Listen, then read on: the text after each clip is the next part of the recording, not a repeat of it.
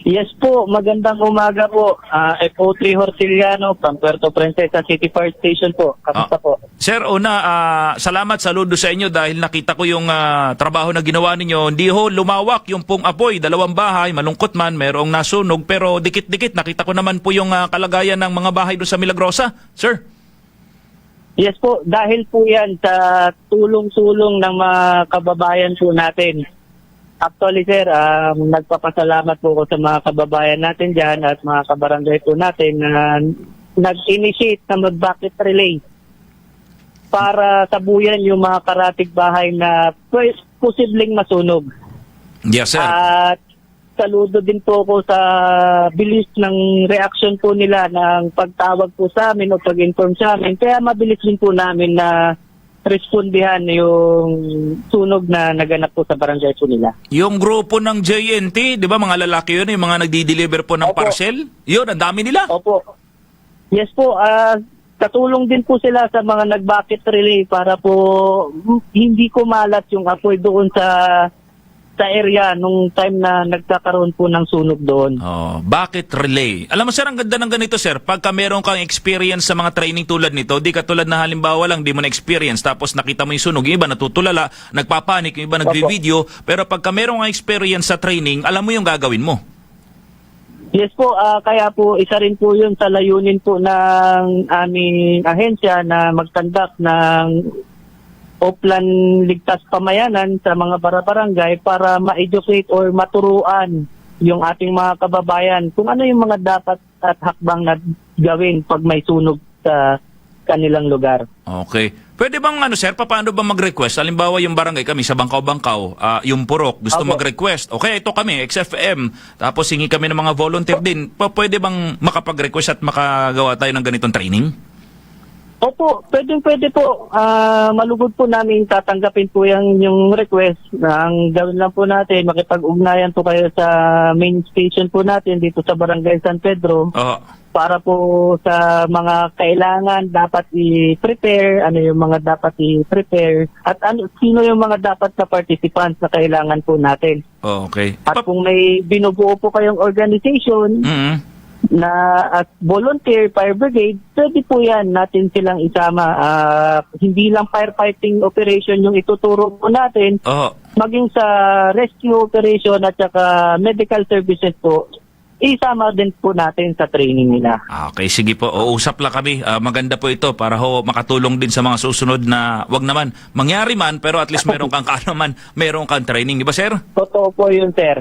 Okay, sige po. Paano yung mga gamit natin? Kasi siyempre may mga balde, may mga drum, may mga ganon, di ba? Kailanganin natin. Po-provide po yun. Yes po. Kami. Ano po yan, kung sa barangay, paano po natin i-tie up po natin si barangay para kung sakali magkaroon po ng ng insidente, si barangay may gamit na pwede nating magamit case of emergency. Okay, sige po, malinaw. Sige, sir, iwanan muna natin yan. At least maganda yung pong information na yan. Makakatulong talaga sa mga nakikinig. Baka magkaroon ng idea po, pwede silang pumunta at mag-request sa inyo pong tanggapan. Ngayon, puntahan natin, ano po ang update doon po sa nangyaring sunog?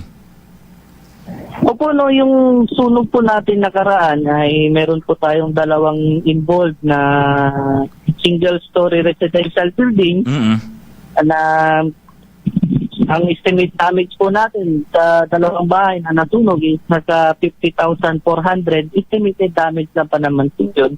Okay. At na-require na rin po natin yung ating mga victim na mag-submit ng affidavit of loss para po sa makita natin yung total damage po nila.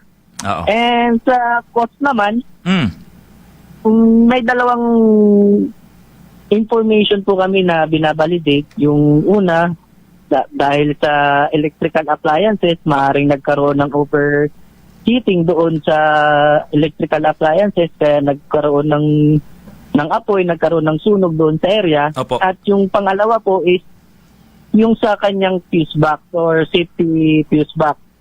Maaaring nagkaroon ng short circuit doon sa kanyang fuse box, kaya nagkaroon po ng sunog sa area. Oo. Fuse box, yun ba yung kontador? Sir, na mayroong parang dalawang... Hindi po. Hindi po kontador, fuse box po. Fuse box. Okay. Saan banda nakikita at saan banda nakapwesto yan pagka mayroong bahay? Kalimitan po sa loob po ng bahay po natin yan. Or yung sa ngayon kasi, yung mga dati po kasi ang ginagamit, fuse box. Ngayon Oo. po kasi is circuit breaker na. Ayun, okay, sige. Circuit breaker. Opo. Yun na yung ano, alam natin, yung sineswitch on, switch off, tapos marami Yes, yun dikit-dikit po. eh. Opo, yun po yun. Okay, malinaw. Hindi siya yung metro, ha? Di ba, sir? Hindi? Yung contador po, yun po yung nire-reading po ng ating source supplier para po sa kung magkano po yung babayaran natin at ano magkano or ilan po yung nagamit po natin kilowatt. Okay. Fuse box. Ngayon kung tawagin ay breaker sa mga bahay. Opo, circuit breaker sa bagong kagamitan po ngayon na ginagamit. Opo. Tapos yung halaga, sir, dalawang bahay na ito, magkano po? Sa pag-estimate po is nasa 50,400 pesos po ang ginawang estimate ng ating duty investigator. Okay. Pwede pang tumaas yan. Depende ho doon sa kanila, sa may-ari. Opo, tataas po yan or depende po sa may-ari kung magkano po talaga yung damage sa kanya sa declaration ng kanyang damage sa kanyang affidavit po. Yung isa yata, walang tao. Nandun yata sa Rojas, nakadistino, yung pong isang bahay, may-ari. Kaya nga po, yun nga po yung advice sa amin, yung may-ari nga po ng kabilang bahay na nasunog ay naka-assign po or doon po nagtatrabaho sa Rojas, munisipyo ng Rojas. Tama rin po ba yung sinabi ni Manong Jess Perez na sa kanyang bahay nagmula talaga yung apoy? Malapit daw sa pinto niya? Kinonfirm niya naman po during ng investigation interview sa kanya nung nakipag-usap po sa kanya yung ating investigador, ang ini-evaluate lang po natin yung mga statement kung bakit nagkaroon po ng sunog doon sa area. Oo. At ano po yung talagang pinagmulan ng sunog. Sabi ko sa kanya, baka yung mga wire mo, mga luma-luma na kasi wala naman doon nakasaksak. Yung rice cooker, di naman daw. Sabi ko, yung wire mo, baka luma. Sabi niya, hindi, electrician ako eh. Alam ko naman, okay pa yung mga wire ko. Yun ang pagkakabanggit niya.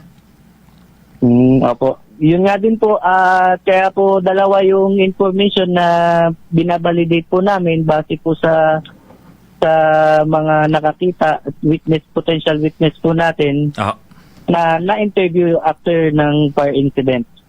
Yan, okay po. Sige po. Di bale, nandyan yan at may pag-amin naman, pero ito po ay hindi talaga sinadya. Wala naman pong ang investigator naman po natin tinitignan naman po lahat ng anggulo ng pangyayari. Kung siya man po ay sinadya or accidenting nangyari o nagkaroon po ng kapabayaan, yun po yung binavalidate ng ating investigator para po malaman po natin yung cause of fire or naging sanhi po ng sunog na naganap. Yes, sir. Opo. Siguro bugso lang ng damdamin yun, yung pong mga nakapagsalita nung mga ganun. Kasi nung mga nakaraan, sila rin yung nasunugan, malapit lang daw doon, parang pakiramdam nila, parang sinasadya na lang. Pero wala naman. Although na kinukonsider natin, pero nandun lang tayo sa dalawa. Yung pong circuit breaker at yung pong mga appliances o yung wire na po pwede yung naging cause ng sunog. Opo. Okay. Totoo po yun, sir. Okay, sige po. Sir, maraming salamat. Ay, siya nga pala, sir. Paano pala yung sistema ng ng grass fire? Kasi madalas kagabi meron pang grass fire sa Irawan. Simula pa nung hapon hanggang hanggang gabi raw nandun may grass fire, lumaki yung apoy. Paano bang natin? May paliwanag lang natin. Po yung grass fire po ngayon yung sa Irawan po ngayon ay ongoing po, papunta po may papunta pong tropa natin doon magsusurvey. Oo. At magpa-firefighting na rin po doon. Ngayon sir? Hanggang ngayon nandun pa yung grass fire simula pa kahapon kagabi hanggang ngayon? Opo, sir. Hindi po kasi makalapit yung fire truck po natin doon at bundok nga po kasi. So ang gagawin mamanumanuhin po natin. Okay, para po maapula yung apoy po natin, yung sunog po doon sa barangay. Nakakita ako ng ng pag-responde ng grass fire, di naman lahat gamit tubig. Meron nga lang yung dahon o yung sanga, palo-palo ginagawa. Pinapagpag. Pagpag, di ba? Yun po, pag minamano-mano po namin, sir, pinapagpag po ang ibig ko po sabihin.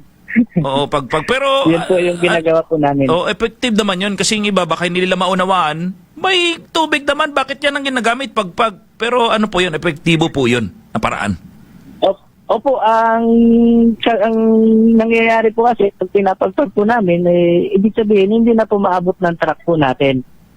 Hindi na po maabot ng tubig po natin. Kaya instead na pabayaan, mamanumanuhin na lang po natin na pagpagin para po mabawasan po yung pagkalat. O ibig sabihin, maiwasan na po yung pagkalat sa ibang karating na lugar. Okay, sige po. Sir, marami pong salamat. Liban na lang kung meron ka pong mensahe sa ating mga kababayan. Napakainit ng panahon. Sobrang init. Hindi po pwedeng hindi mangyari. Meron at meron. Grass fire, lalo na. At yung pong mga nakasaksak, daming mga electric pan dahil nga naman mainit ang panahon. Ano po ang payo mo sa kanila, sir? Opo, magandang umaga po sa ating mga kababayan sa lungsod ng Puerto Princesa. Ang aming istasyon ay walang tawang pagpapaalala na ang pag-iiwas sa sunog ay nag-uumpisa po sa atin. Yung mga appliances po natin, gamitin lang po natin ng sapat na oras. Yung lutuan po natin o pag tayo nagluluto, bantayan po natin. At pinagbabawal po natin na magsunog o magsiga sa bakuran po natin. Bukod sa nakakalasong usok, ay maaari pong pagsimulan ng mga grass fire po natin. At kung sakaling hindi po maiwasan, maaari po kayong tumawag sa 0964-945-2971 para po makaresponde po kami at mapula po natin yung sunog dyan sa lugar po ninyo. Opo. Sir, paulit sir, yung pong hotline number natin do sa ating mga kababayan na gusto hong i-save din yung number hotline po ng fire natin. Opo, 0964-945-2971. Yan, 0964-945-2971. Opo. Okay, sige po. Sir, marami pong salamat ha. Thank you po sa pagkakataong ito. Opo, maraming salamat din po. Mag-ingat po kayo lagi. Serbisyong Katropa.